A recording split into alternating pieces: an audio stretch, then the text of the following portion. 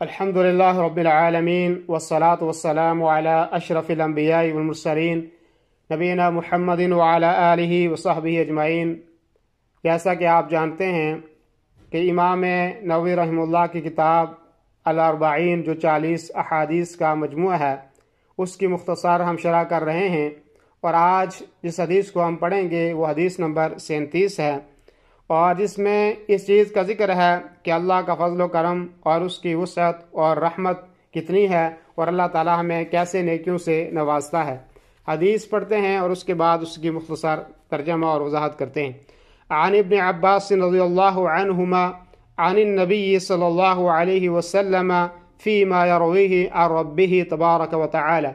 أنه قال إن الله كتب الحسنات والسيئات ثم بين ذلك فمن هم بحسنة فلم يعملها كتبها الله عنده حسنة كاملة وإن هم بها فعملها كتبها الله عنده 10 حسنات إلى 700 ضعف إلى أضعاف كثيرة وإن هم بسيئة فلم يعملها كتبها الله عنده حسنة كاملة وإن هم بها فعملها كتبها الله سيئة واحدة رواه البخاري ومسلم في صحيحيهما بهذه الحروف۔ ابن عباس رضی اللہ عنہما سے مروی ہے کہ رسول اللہ صلی اللہ علیہ وسلم نے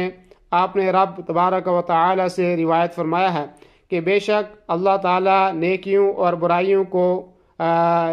لکھ دیا ہے، نیکیوں اور برائیوں کو لکھ دیا ہے۔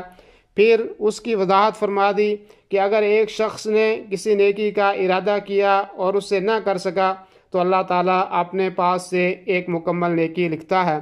اور اگر اس کا ارادہ کیا اور پھر اس پر عمل کیا تو اللہ تعالیٰ اپنے پاس 10 نیکیوں سے 700 گنا تک، بلکہ اس سے بھی زیادہ کئی گنا تک لکھتا ہے۔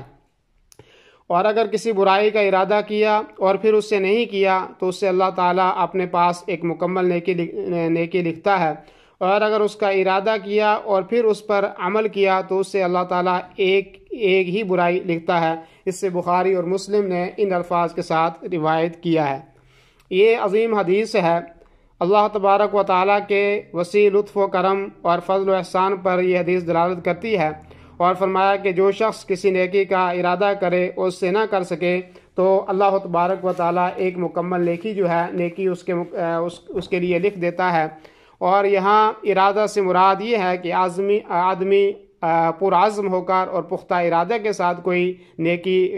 کرتا ہے تو اللہ تعالیٰ اس کے اوپر اس کو اجر دیتا ہے۔ اور نیکی کے ارادے پر بھی آپ کو پتہ ہے کہ حدیث میں بیان کیا کہ اس کے اوپر اجر ملتا ہے، اور اس کے دلائل کتاب و سنت میں موجود ہیں۔ اور اللہ تبارک و تعالیٰ نے قرآن مجید کے اندر فرمایا وَمَن يَخْرُجْ مِن بَيْتِهِ مُهَاجِرًا إِلَى اللَّهِ وَرَسُولِهِ ثُمَّ يُدْرِكُهُ الْمَوْتُ فَقَدْ وَقَعَ أَجْرُهُ عَلَى اللَّهِ، کہ جو کوئی اپنے گھر سے اللہ تعالیٰ اور اس کے رسول صلی اللہ علیہ وسلم کی طرف نکل کھڑا ہوا پھر اس سے موت نے آپ پکڑ لیا تو بھی یقیناً اس کا اجر اللہ تعالیٰ کے ذمہ ثابت ہو گیا۔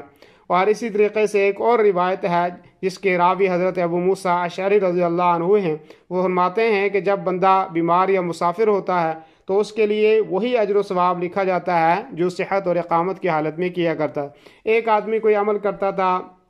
یا مسجد میں جاتا تھا نماز پڑھنے کے لیے، جو نیکیاں وہ صحت کی حالت میں کرتا تھا، اور اب وہ بیمار ہو گیا ہے، وہ نہیں کر سکتا ہے، تو اللہ تبارک و تعالیٰ اس کے لیے تب بھی وہ تمام نیکیاں لکھے گا کہ جو نیکیاں وہ اپنی صحت کی حالت کے اندر کیا کرتا تھا۔ اور مومن بندوں پر یہ اللہ کا عظیم احسان ہے، اور اگر آدمی سفر کی یا بیماری کی وجہ سے یومیہ عبادات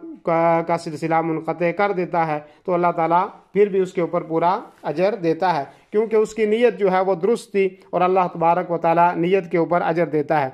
اور اسی طرح اس حدیث کے اندر اس چیز کی وضاحت کی گئی کہ جس شخص نے کسی نیکی کا ارادہ کیا اور اس سے کر بھی لیا تو فرمایا کہ اللہ رب العالمین اس سے 10 گنا سے لے کر 700 گنا بلکہ اس سے بھی زیادہ اللہ رب العالمین اجر سے نوازتا ہے۔ اور اس کی دلیل جو ہے سورہ انعام کی آیت نمبر 160 ہے، فرمایا من جاء بالحسنۃ فلہ 10 امثالها، جو شخص نیک کام کرے گا اس کو اس کے 10 گنا ملے گا،